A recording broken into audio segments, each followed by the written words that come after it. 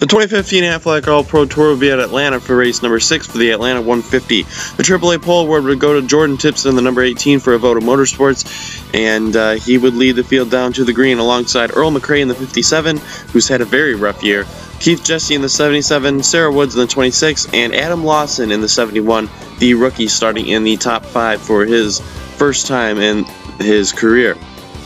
Off turn number 2, it looks like the 77 of Jesse is going to look underneath Jordan Tipson already, and Keith Jesse goes to the lead on lap number 1 for Silver Green Racing, and Jesse's been up at the front of the field a lot in his career so far in the AAPT. Here's Adam Lawson, who is in his rookie season, his 6th race ever, and he has taken the lead away from Jesse, but here comes the 52 of Seth McGuire to the inside of him, and lots of lead changes already in the first couple laps here at Atlanta as McGuire takes the lead. On lap number 3, Tony Short gets turned hard in the inside wall, a very hard hit as he got turned from by Aaron Anderson, the 38, and the 11 car is done for the race already. That's a very hard hit in the inside wall, no safer barrier there, and Tony Short, no word on his medical condition just yet, but we expect he is okay. On the restart, Ray Davis in the 66 has the lead, and he got the lead after pit stops as these 5 guys stayed out, and Lawson and everyone behind him came in for 4 fresh tires. And Ray Davis would hold the lead off turn number 2, but here comes Jack Collins in the 51 for JN Motorsports to his inside, 4 wide there for 3rd. They fan out, but definitely a scary moment there. It could have been a catastrophe in the back of the field there if they got together, but Jack Collins is in the lead. Ricky Green in the 34 is going to move to 2nd in that Renesee Racing Ford, and he's actually going to look underneath the 51 right now heading into turn number 1. And Ricky Green won the finale at Saskatchewan for the ALNT last year, would take the lead. He wouldn't hold it for long though, as here come the Calamicom cars. Avis Rapax, Tobias Newbridge, and Ray Davis, 1, 2, 3 on the track off turn number 4 here, and Rapax is going to lead that lap in the number 69. Newbridge will look to the inside though, and he has Darian Mannarin, the 1 following him, and Mannarin looks like he wants to make it 3 wide. There he goes off turn number 2, 3 wide for the lead, and it looks like the experienced veteran Darian Mannarin is going to take the lead away for the time being. He would get passed though by Ashton Short in the 65 as they would round turn number 2 a bit slow. It looks like we have a yellow, and here's what happened as Greg Nee gets turned Joey Johnson in the 8, and everyone just piles up behind them. We have a giant wreck on the back straightaway. 4 cars involved. They slide up the track and collect everybody else behind them.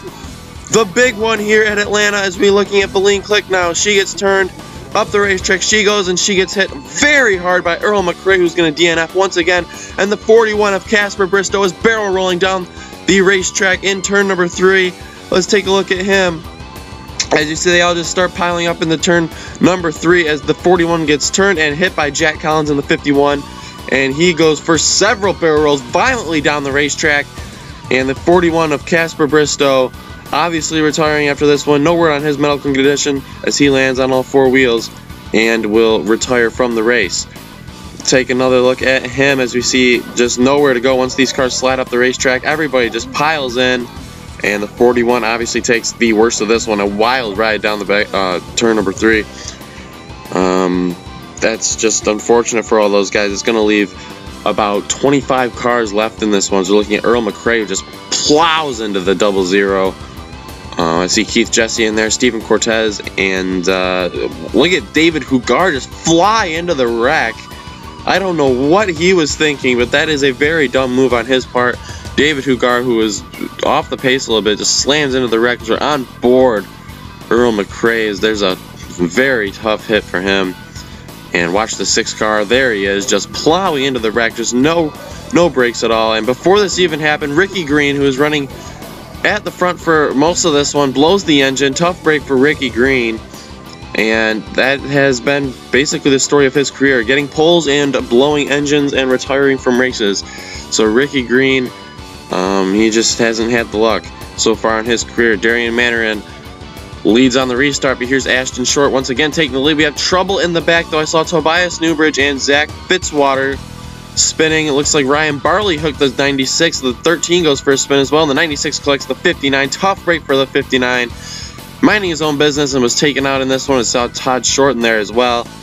And let's take a look at what Ryan Barley saw as he gets turned up to the outside wall, and it looks like he won't have any other contact with him as he would continue on in the back forward as they wreck up ahead of him. On the restart, Ray Pax is in the lead after pit stops. 31 of David Pillar, damaged back end. He's going to take the lead regardless.